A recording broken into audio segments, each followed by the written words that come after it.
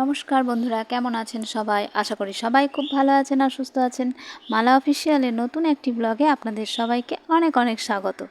মাঝখানে বিভিন্ন কারণে মন এবং শরীর দুটোই ভালো না থাকার জন্য ভিডিও কিন্তু আমি রেগুলার দিতে পারছি না। তো যাই হোক, তার জন্য সরি বলছি। আর যারা দেখেন আমার ভিডিও তাদের জন্যই বলছি যে হ্যাঁ, চেষ্টা তো আমি করে যাচ্ছি যে ভিডিও দেওয়ার, কিন্তু আমার ভিউজ যেমনই হোক না কেন আমি তবুও এই কাজটা আমি কিন্তু কন্টিনিউ করেই যাব। তো চলুন, আজকে আপনাদের সাথে আরও কিছু কথা আমি শেয়ার করতে চলেছি। সেটা যদিও আমার বিভিন্ন রকম শর্টসেই বলুন আর অন্যান্য ভিডিওতেই বলুন কমেন্ট আসছে, তো তার পরিপ্রেক্ষিতে আমি কয়েকটা কথা বলি। তবে হ্যাঁ, যে সমস্ত বন্ধুরা ভিডিও দেখে ভিডিওতেই কমেন্ট করেন তাদের জন্য অনেক অনেক ভালোবাসা রইল। আর এমন কিছু বন্ধুও আছে যারা কিন্তু ভিডিও দেখে অথচ ভিডিওতে কমেন্ট করে না, আশেপাশে কমেন্ট করে। তো সেই রকম একটা কমেন্টের অ্যান্সার আমি আজকে দেব আপনাদের কাছে। আচ্ছা বলুন তো, আমরা কেউ কি জানি সময়, ভবিষ্যৎ এগুলো আমাদের জন্য কি রেখেছে, আমরা কি পাবো? সেটা তো কেউ জানি না, তাই না? এটা বোঝাও সম্ভব নয়, বোঝা যায়ও না। এই ধরুন না, সামান্য এই যে আমাদের যে সন্তান, তো সন্তান বা সন্তানরা, এই যে সন্তান আমাদের জীবনে সৌভাগ্য আনবে নাকি দুর্ভাগ্য, আমি টাকা পয়সার কথা বাদই দিলাম। তো যাই হোক, আমাদের যখন সন্তান জন্মায় তখন কিন্তু আমরা এটাই ভাবি সবাই যে এই সন্তান আমাদের জীবনে শুধুই সুখ আনবে, শুধুই আনন্দ আনবে।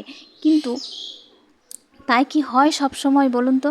অর্থাৎ সন্তান আমাদের জীবনে সৌভাগ্য নাকি দুর্ভাগ্য সেটার বিচার কিন্তু সন্তানের জন্ম দিয়ে হয় না। আসল বিচার তো তখনই হয় যখন সন্তান বড় হয়। আর এটা আমি ব্যক্তিগতভাবে বিশ্বাস করি যে যে কোনো বাবা মাই কিন্তু প্রত্যেকটা সন্তানকে ভালো শিক্ষাতেই বড় করার চেষ্টা করে এবং বড় করতে চায়, নিজের সর্বস্ব দিয়ে বড় করতে চায়, তাতে সন্তান একটা হোক বা অধিক হোক। অনেক সময় এমনও বলতে শুনি পুত্র সন্তান কন্যা সন্তান ভেদাভেদ করা, কিন্তু এটা করা একদমই উচিত নয়। সন্তান পুত্র হোক বা কন্যা, সেই সন্তান যদি বড় হয়ে এটা বুঝতে পারে যে তার সেই বড় হওয়ার পিছনে সবথেকে বেশি অবদান আছে তার মা বাবার, আছে আত্মত্যাগ। তারা সেই সমস্ত নিজেদের সুখ স্বাচ্ছন্দ্য সমস্ত কিছু বিসর্জন দিয়ে আমাদেরকে বড় করেছে, এই ধারণা যদি থেকে থাকে তাহলে তবেই সেই মা বাবার সৌভাগ্য বলে আমার মনে হয়। আমাদের সন্তান যখন বড় হয় তখন সমাজের, অর্থাৎ আমাদের আশেপাশের মানুষগুলো যখন বলতে থাকে যে আপনার সন্তান বা তোমার সন্তান সত্যি খুব ভালো মানুষ হয়েছে বা ভালো মানুষ, তো তখনই কিন্তু আমরা নিজেদেরকে সৌভাগ্যবান বলে মনে করব, শুধুমাত্র তখনই। আমাদের প্রত্যেক মা বাবারই মেনে নেওয়া উচিত যে পুত্র হোক বা কন্যা সন্তান, সেই সন্তান আমাদের জীবনে কিন্তু সৌভাগ্য বয়ে নিয়ে আসে না। আমাদের সন্তানরা আমাদের মা বাবা বলে ডাকছে, এটাই আমাদের অনেক সৌভাগ্যের, তাই নয় কি? অনেক সময় এটাও শোনা যায় যে অনেক মেয়েও তার মা বাবার ওপর কঠিন অত্যাচার করে থাকে। শুধু কি ছেলেরা করে এমনটা কিন্তু নয়, উল্টো দিকে এমনও হয় যে ছেলেরাও করে মানসিক বা শারীরিকভাবে অত্যাচার। কিন্তু সেটা কি করা উচিত? উচিত তো নয়। অত্যাচার তো শুধু শারীরিকভাবে হয় না, মানসিক অত্যাচারটা সবথেকে বড় বলে মনে হয় আমার। এমন অনেক পুত্র সন্তানের গল্পও কিন্তু আমরা শুনে থাকি যারা কিন্তু মা বাবার অসুস্থতার, মা বাবার পাশে থাকা, মা বাবাকে সেবা যত্ন করা, এবং আমি নিজের চোখেও অনেক দেখেছি, অনেক না আমি একজনকে তো দেখেছি, সে অবশ্য সে গল্প আপনাদেরকে পরে একদিন শেয়ার করব। আমার নিজের বাড়িতেই আমি দেখেছি। তো আমাদের ঠাকুমা অসুস্থ থাকাকালীন আমার শ্বশুরমশাই, মানে আমার বাবা, কী পরিমাণে কঠোর পরিশ্রম করে ওনাকে ওনার সেবা যত্ন করতেন। তো যাই হোক, সেসব কথা অনেক পরের আলোচনা করা যাবে অন্য কোনো ভিডিওতে।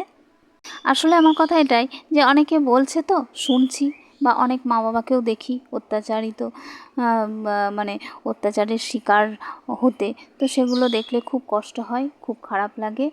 তো আমরাও তো মা বাবা হয়েছি, আমাদেরও তো ভবিষ্যৎ আছে।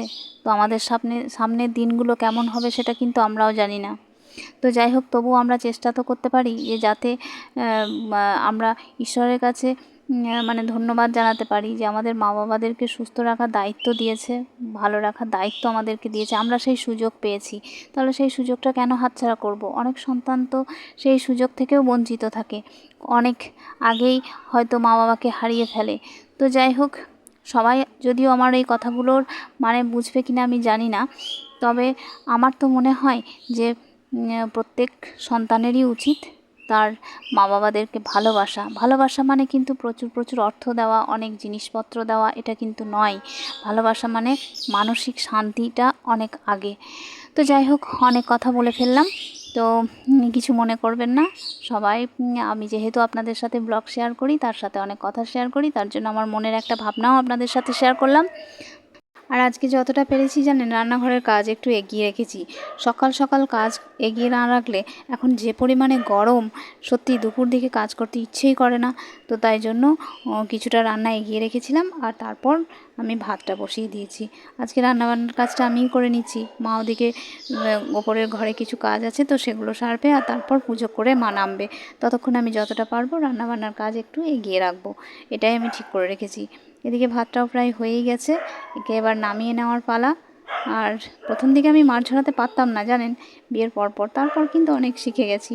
তো যাই হোক, এই যে মাছটা ভেজেই রেখেছি, অল্প কিছুটা মাছ ছিল, তো সেই মাছটা আমি ভেজে নিয়েছি। আর ওদিকে চারাপোনাও ছিল, তো সেটাও ভাবছি একসাথেই আজকে একটু কিছু রান্না করে নেব।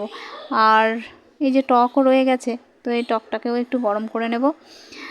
কাকিমা পাঠিয়েছে আম, এই কাকিমা আম পাঠিয়েছে, তো সেই আমগুলো একটু রেখে দিই। কাকিমাদের গাছের আমগুলো কিন্তু কাঁচাতে খুব টক হয়, আর পাকলে কিন্তু ভীষণ রকমের মিষ্টি হয়। তো তার জন্য পাকার জন্য একটু অপেক্ষা করব।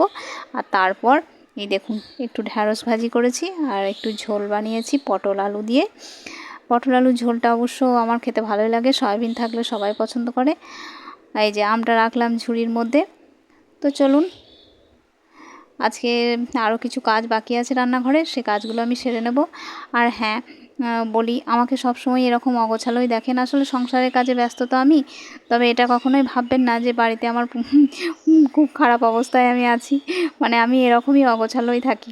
যাই হোক, আজকে ভিডিওটা এইটুকুই, টাটা।